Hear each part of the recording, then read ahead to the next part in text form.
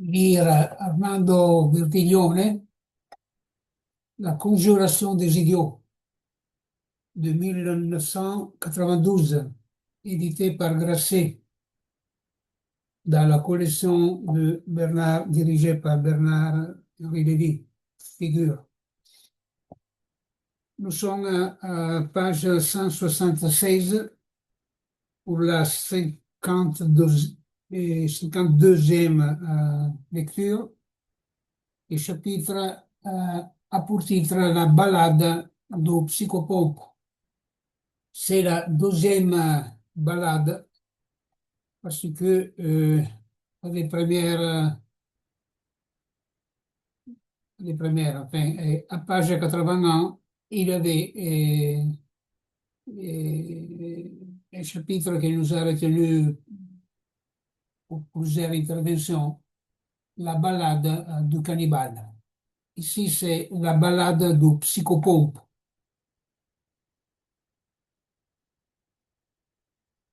Ballade avec de L, c'est pas se balader, c'est un passage, je crois, comme terme, pas trop utilisé en français, mais c'est une ballade dans le champ de la musique. Dans l'enfer dantesque, le bestiaire fantastique est tiré dans l'invective, dans la satire, dans l'impossible dent pour dent, sur l'inexistence de l'harmonie sociale et de la filiation généalogique, des vulgari éloquences. La panthère figure le 2, l'ouverture, d'où procède la langue vulgaire. L'animal fantastique est amphibologique. Pour Léonard, la panthère est dévoratrice d'autres animaux qu'elle attire elle par la tromperie de sa beauté. Elle a la forme de lion, elle est plus haute sur pattes, mais l'immense est longue et toute blanche, mouchetée de rosettes noires.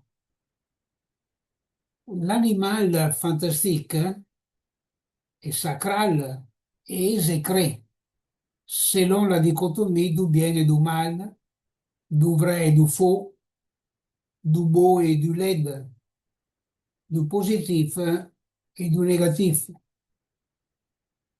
Impossible représentation du deux, de la relation. On ne peut pas l'assumer en tant que tel, l'animal fantastique avec son double visage, non?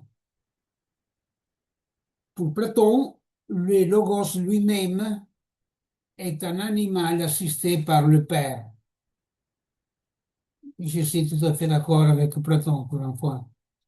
La zoothérapie inquisitoriale assume fantasme maternel, l'animal fantastique.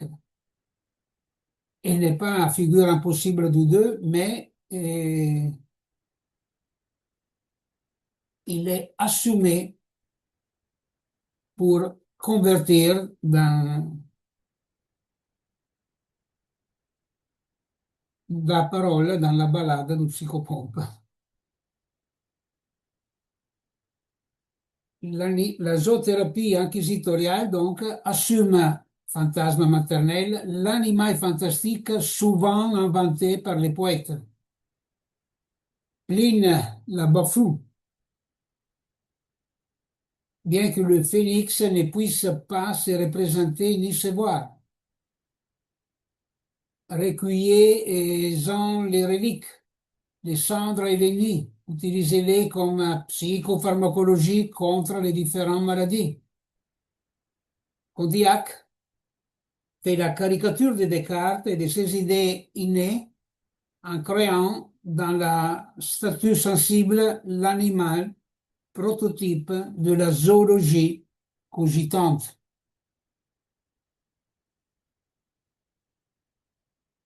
L'animal fantastique varie selon les constructions prétendant de s'emparer et qui, cependant, les reproduisent.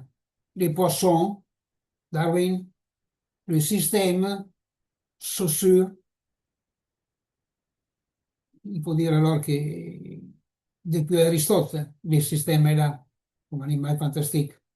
Il est à la place de deux, le système, non? Le système est de deux classes, non? Toujours la représentation de deux. L'animal fantastique varie selon les constructions prétendant s'emparer et qui, cependant, les reproduisent. Donc, alors, les poissons, Darwin, le système, Saussure, les chiens, Pavlov, l'animal rationnel, Aristote, la mort, Hegel, l'ouroboros, Marx, Jung, l'inconscient diable ou système, Freud, l'enfant candide, coupable, sauvage, magnifique, merveilleux, la cigogne, le double, la forme de l'autre.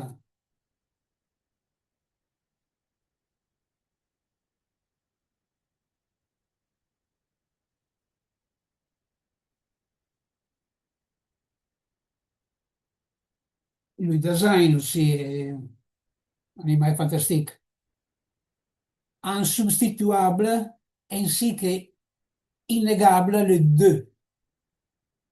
Et les deux comme originaire et non pas comme l'addition de deux 1, c'est qu'avec Armando Del Rignone qui débute dans la planète. Les deux, pont, bar, phallus, arbre, sommet, croix, l'indiquent, plus qu'il ne les figure. Cartographie impossible.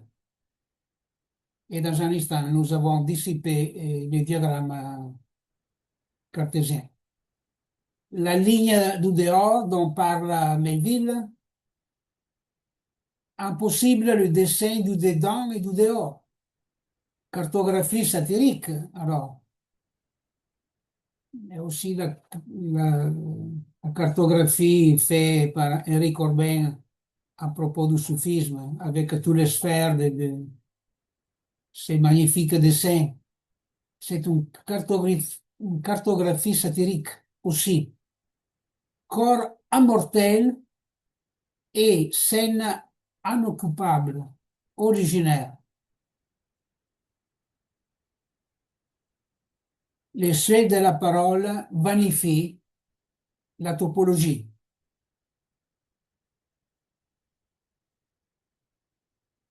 Il n'y a pas de topologie du ciel. Il est irreprésentable dans sa combinaison du corps immortel et de la scène inoccupable. Le sphinx s'évanouit derrière Jocaste, inexistant l'anceste. Et quelle croyance dans l'anceste avec la tragédie d'Oedipe, pas l'Oedipe, dans son mythe qu'on trouve dans l'élaboration d'Armando Verdiglione.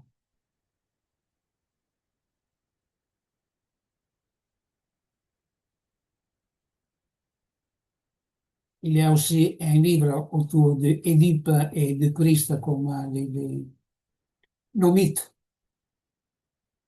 non, nos mythologies, nos mythes. L'énonciation livre l'énigme de la différence, donc pas du même au même à travers le même, pas les cercles, pas l'ouroboros.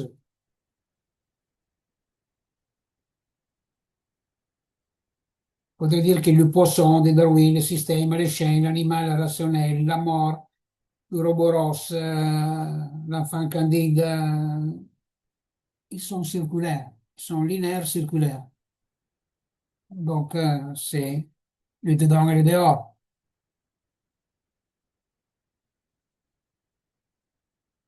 Le pénal et le pénitentiaire. Mais le secret de maman persistant, le Sphinx tient l'homme pour l'animal fantastique de sa devinette. Quelle lecture! 1992, 44 ans. Et peut-être qu'avec l'écriture, oui, non, l'année avant. Ouais.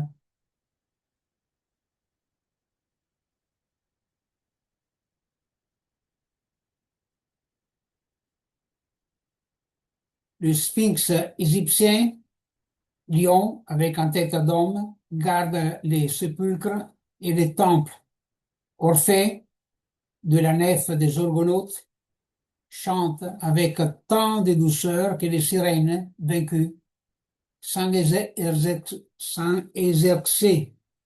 de fascination, se précipitent à la mer en se transformant en rocher avec une certaine dérision. Ovide rapproche le perroquet et le phénix. Stas ajoute que le perroquet aura un boucher encore plus somptueux que le boucher du phénix.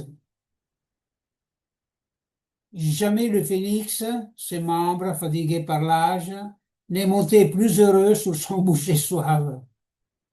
Les partis du lieu commun ne supportent pas les perroquets dans une transmission télévisée qui doit rester national populaire. Le perroquet devient un animal exécré. Et Enzo Tortora est badigeonné d'antipathie, candidat bouc émissaire par l'œuvre d'une machine médio-judiciaire.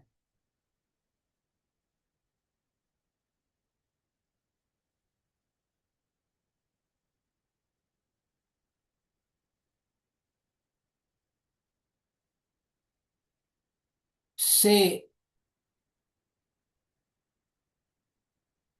dans l'adjacence la question Giordano Bruno. Giordano Bruno, dans Le cheval Pégasé, si la traduzione è permessa, nel cavallo Pégaseo, il donne de l'âne aux aristotéliciens, qui étaient les théologiens de l'époque. Et,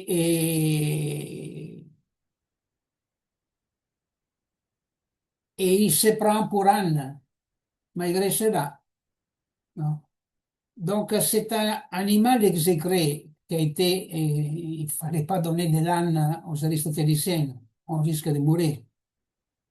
Encore aujourd'hui, avec les métamorphoses des aristotéliciens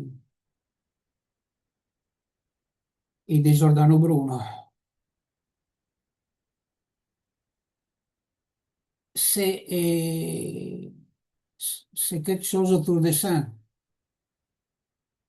Vous voulez donner au prochain congrès avec 3000 Heideggeriens, vous voulez donner du perroquet à Heidegger?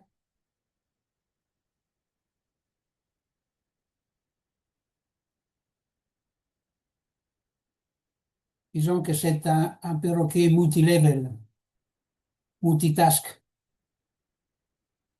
Pendant un instant, lorsque je comprenais seulement une toute petite partie d'une petite partie de la petite partie, mais j'étais sur la piste, j'avais pensé que, étant donné l'intérêt qu'il a eu pour les catégories,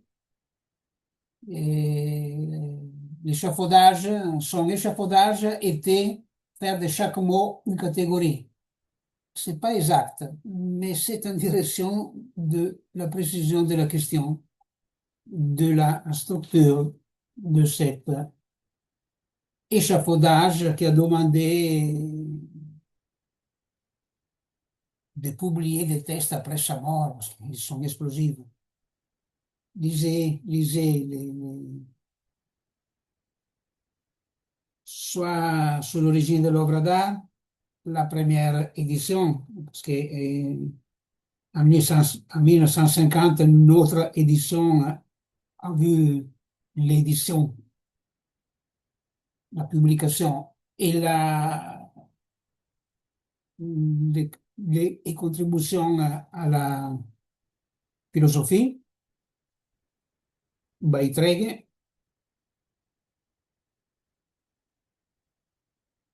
Et l'entretien donné à Der Spiegel qu'il a attendu sa mort 10 ans avant de pouvoir la publier.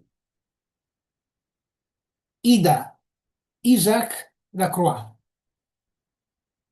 Vérifions, ah, c'est notre chapitre très riche. Très riche, la balade de Psychopompe. C'est c'est un livre, c'est carrément un livre.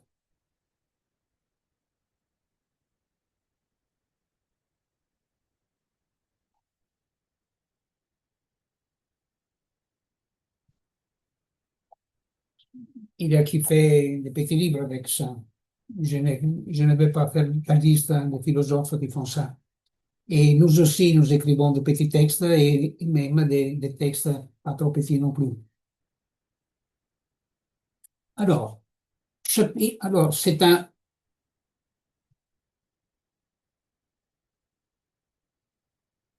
livre avec des titres des chapitres. Nous le lisons comme un livre dans un livre. Donc, la balade de Psychopompe, nous venons de lire l'introduction. Et nous sommes au premier chapitre, Ida Isaac Lacroix. Le serpent Python poursuit Junon pour l'empêcher d'accoucher. Apollon tue le Python. Apollon Pythien. Amphibologie du serpent, ainsi que la fortune qui, note Balthazar Gracian, se fatiga de porter longtemps une personne autour du cou. Un peintre veut se penser dragon pour pouvoir peindre le dragon. Un autre chinois pour peindre. Attendre qu'il lui arrive de voir un vivant. Il y en a un qui se présente à sa fenêtre et qui lui dit, mais voici, fais mon portrait. Le peintre, bouleversé, s'évanouit sans faire le portrait du dragon. Pour un autre peintre piémontais, il suffit d'imaginer, même très loin de sa fenêtre, le dragon, on n'est pas le peindre. C'est curieux ce premier chapitre.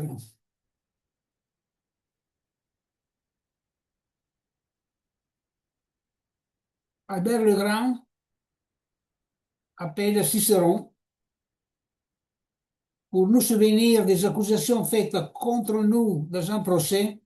Imaginons un bouc avec ses cornes et ses testicules en train de courir dans les ténèbres contre nous, les cornes nous rappelant les adversaires et les testicules des témoins. C'est le même étymon. Barnabé, dans son épître, introduit l'ironie sur les phases. Les lièvres changent d'anus chaque année. Il y a eu un roman d'un écrivain italien autour de ces questions de l'anus du lièvre qui change. L'hyène change de sexe chaque année et la belette se dédie à la fellation. Lucien raconte avec dérision les miracles d'Alcyon dont les caractéristiques se rapprochent du phénix. Scarabeus in cruce, dit Ambroise. Puis, de la femme partit la folie, de la Vierge la sagesse, de l'arbre de la mort, de la croix la vie. Alors c'est curieux, ça c'est, j'ai fait un rapprochement, c'est Saint Ambroise. Et donc, déjà, Saint Ambroise l'appelle l'arbre de la mort.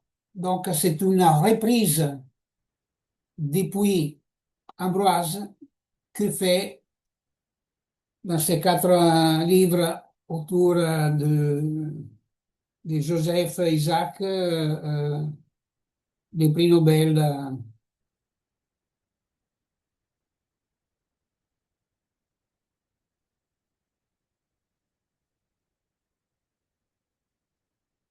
Quand on l'a fait longue, je vais lui donner ce lustre en 1936, je crois, qu'il a pris le Nobel, Thomas Mann. J'avais Thomas, mais ça me venait notre nom. Il a d'autres Thomas aussi, comme Bernard.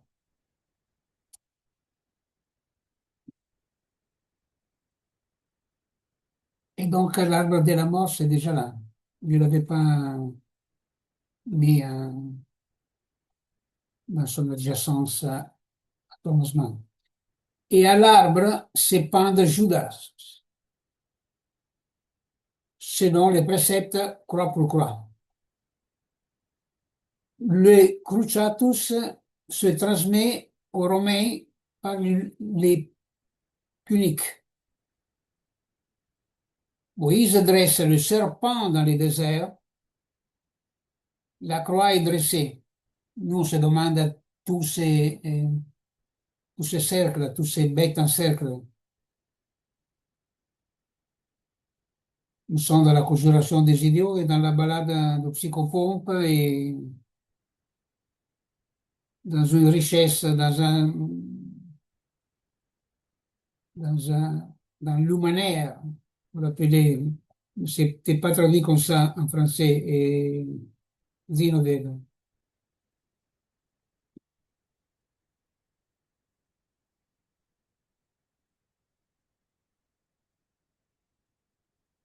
Le Concile de Constantinople, en 692, établit que sur la croix, l'art doit représenter non pas l'agneau, mais le Christ avec sa figure d'homme. Dans l'Apocalypse, l'agneau se trouve sur la montagne du Sinaï, au pivot de la Jérusalem céleste. Experimentum Crucis. Cyril d'Alexandrie, je lis en intégrale, c'est quoi là, affirme que le bélier représente la figure de la croix. Pour Athanase, le bélier représente le Christ rédempteur et Abraham, de toute façon, est convaincu de la résurrection d'Isaac. Pour Augustin, Isaac et le Christ transportent l'un le bois, l'autre la croix de leur holocauste. D'après Irénée, Abraham précède en anticipe Dieu dans le sacrifice du Fils, comme s'il l'avait assumé. Il a plein de questions dans cette bestiaire aussi, bêtisier, savant, hyper savant. Ambroise conclut qu'Isaac est le prototype du Christ souffrant. Franz Rosenzweig fait une autre comparaison.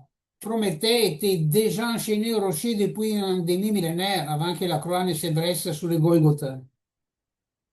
Après une légende talmudique, comme le bélier remplace Isaac, les descendants d'Isaac, les jours du Nouvel An, doivent souffler dans la corne du bélier de manière à recevoir la grâce. C'est un rituel bien connu, plutôt que la justice. D'après une lecture talmudique, le diable suggère à Abraham de sacrifier Isaac, alors que Dieu l'arrête. David, je suis devenu comme le pélican du désert, comme le hibou de solitude. Dante appelle le Christ notre pélican, Léonard. Le pélican porte un grand amour à ses petits. L'éprouve-t-il tué dans son nid par les serpents? Il se perce pendant le cœur et en les baignant dans son sang rousseyant, il les ramène à la vie. Samson perd les yeux que Dalida prend. Impossible preuve d'amour. Entre le lion et le miel, aucun lieu de la force, aucun savoir sexuel, aucun sujet débile, ardemment convoité par les Philistins. Et si nous attendons la réponse autour d'Ida, Isaac, la croix, sous Isaac et la croix, nous avons quelque chose, sous Ida, nous poursuivons à rêver. Une question pas drôlatique, mais véritable aujourd'hui. À son époque, j'ai cherché dans ces sillons.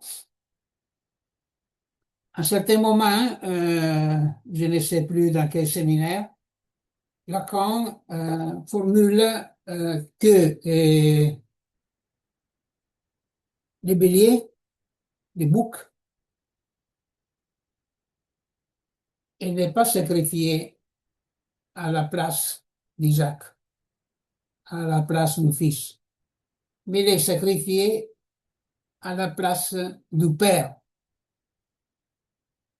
Or, j'écris des notes dans beaucoup de livres autour de ça, je n'ouvre pas ce laboratoire.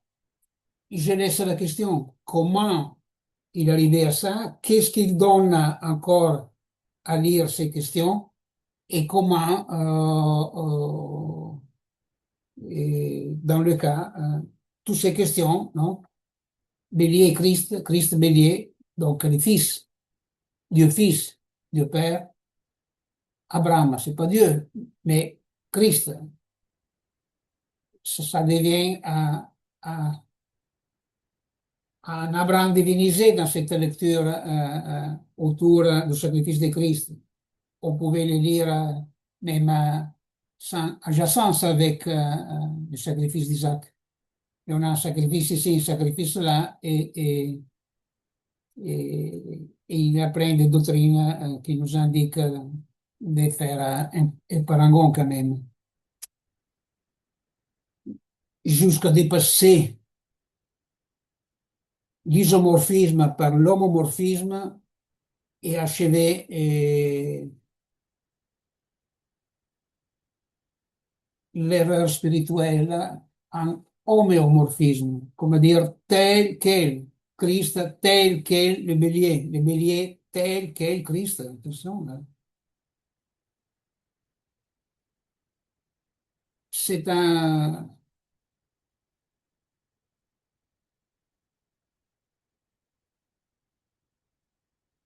c'est un, il faut le reprendre, je vais le reprendre dans d'autres notes, et pas pas,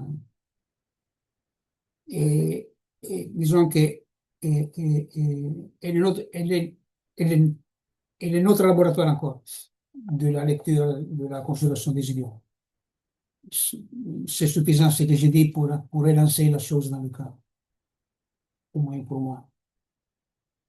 Deuxième chapitre,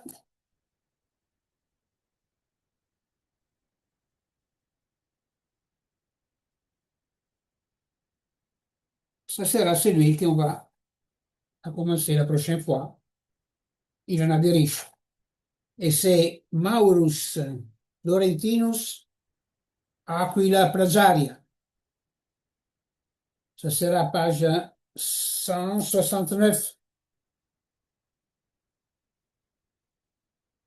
Oui, ça va. Je n'ai pas fait partir le temps pour.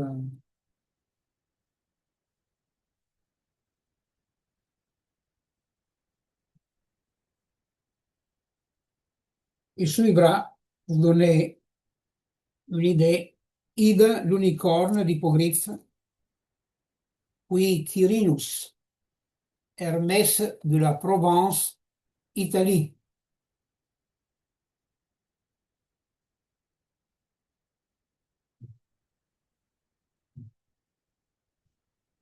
les palmiers, Ida les chênes, Nietzsche le phénix, Florentinus encore, Is la volupté de la mort, l'oiseau pur, les poètes, l'écrivain, quelle richesse. Jacques Bataille, je ne l'ai pas identifié, s'il faut identifier quelques personnages parmi ce que l'auteur porte ailleurs. À dissoudre les personnages, reste la question intellectuelle. C'est-à-dire, de quelle question intellectuelle Jacques Bataille est le nom?